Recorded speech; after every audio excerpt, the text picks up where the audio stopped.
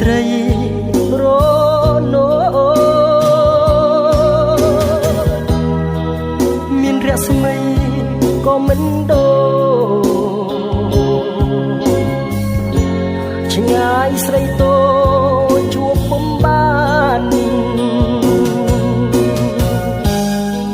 បើសំដីមានន័យសូមជួយឆ្លើយខ្ញុំផង